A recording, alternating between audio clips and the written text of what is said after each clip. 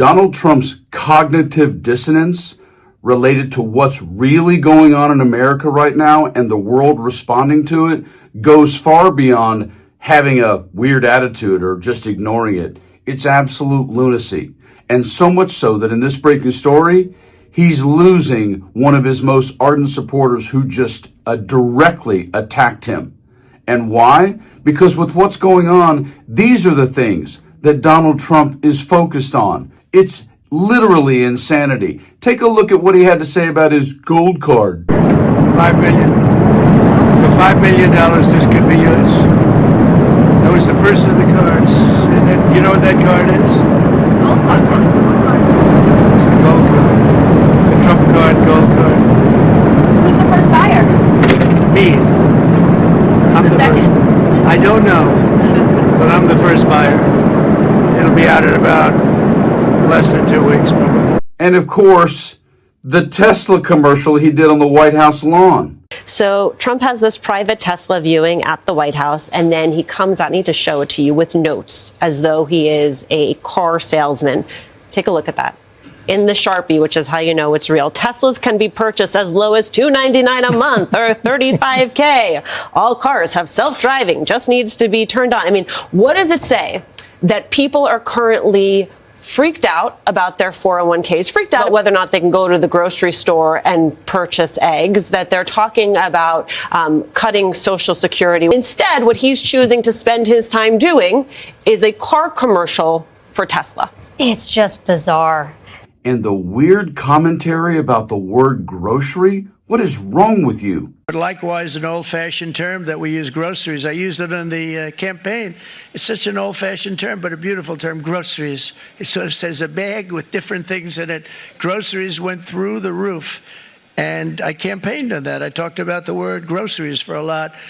And if that wasn't enough, try to imagine a president not attending the transfer of 4 dead American soldiers. And yet, that's what Trump just did. To further add to the disgusting level of Donald Trump's focus on anything but what we would normally consider important for a president, Donald Trump has refused to attend the dignified transfer of the 4 American soldiers who died in Lithuania. Instead, he will attend a live golf event this evening in Florida. And why might that be? Well, because a man's got to have a code. Trump's code is that the Saudis are paying him millions to host the golf tournament, so that's where he is. Trump isn't attending the dignified transfer of soldiers who died in Lithuania. Can you imagine for one moment if that was someone like a Joe Biden or Barack Obama? Instead, he'll be attending a live golf dinner reception in Florida.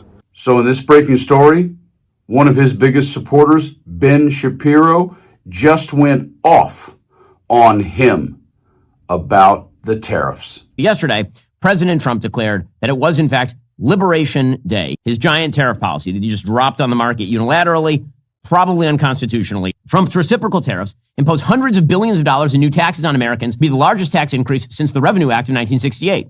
One of the biggest tax increases on American consumers in the history of America. And it's going to cost American consumers. It will cost American producers who use inputs from other countries. The Dow Jones Industrial Average plummeted immediately more than 1,000 points. The S&P 500 plummeted more than 3%. The NASDAQ plummeted almost 4.5%. There are real world implications for this sort of stuff. Trade wars are, in fact, not good and not easy to win, particularly if you don't actually have a plan. It is predicated on a bad idea of how international trade works. A fundamental misunderstanding of trade deficits. Trade deficits they're an accounting procedure. Trade deficits have pretty much nothing to do with the health of an economy. I can name you a period in American history where there was a fairly large surplus in America's balance of trade. The entire Great Depression. Yeah, that, Mr. President. And to top it off, if you think for 1 second that anyone in Trumposphere actually believes this is a good idea for real, let me quickly remind you, just as a wrap up to this story, of all the Republican people who have said time and again on record how bad tariffs are, because you have to see this to add to what Ben Shapiro just said. A tariff is a tax on Americans. A tariff isn't paid by the exporter. China's not going to pay the tariff. The buyer is going to pay the tariff. Donald Trump has proposed a 40% tariff, which is a tax on all of you. I think raising your taxes by 40% would kill jobs all across this country. I have never agreed with the president's tariff policy, and that's why I do call him and I say, Mr. President, I need to talk to you about these tariffs.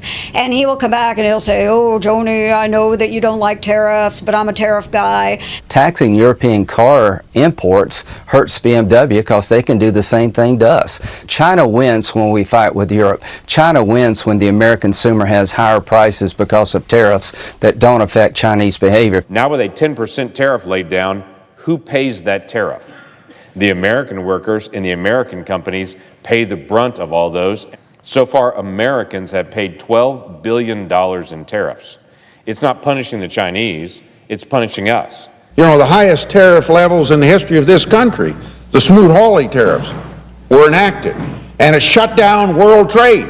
There's little doubt that these protectionist barriers that were put up in 1930 or 31 made the Great Depression worse. So let's not repeat that mistake. I hope that our administration is looking at ways to expand and grow opportunities for American businesses and farmers and ranchers, and not get us into this tit-for-tat trade war with some of these countries, even China. A generalized tariff that would actually harm allies, harm American consumers, by the way. And again, if we start engaging in trade wars, I just don't believe anybody wins a trade war, quite honestly. I just think there's so much collateral damage. I think it's a very risky and dangerous strategy. I'm much more of a free trader. I have worry about retaliation against our products that certainly we have a lot of in Wyoming. So I'm focused on the businesses here at home, the impact of trade, and the impact of tariffs, which I have concerns about, and specifically the retaliation that may come as a result of this new announcement. Strong trade relationships, particularly with Canada and Mexico, are primary drivers of our nation's economy. We must protect those relationships and be careful as we consider changes in our approach to trade to be certain that Americans continue to benefit from the economic opportunities that have created by a strong trade policy.